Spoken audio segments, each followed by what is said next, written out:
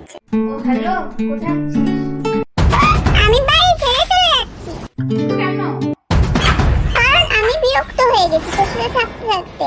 আমি যখন বলি তোর কাছে টাকাই থাকে না। আরে শোন, একটা ছোট্ট জিনিসের জন্য 1 বছর ধরে আমাকে টাকা জমাতে হয়। তোর কাছে সবসময় টাকাই থাকে না। আরে তুই আমার কথা শোন তো। আমারও ইচ্ছা করে পিৎজা বার্গার খাওয়ার। আমি চলে যাচ্ছি তোকে ছেড়ে একটা বড় লোক বাড়ি খুঁজতে। একবার শোন আমার কথা। কি হলো বল।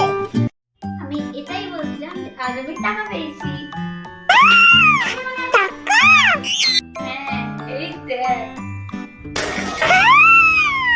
কত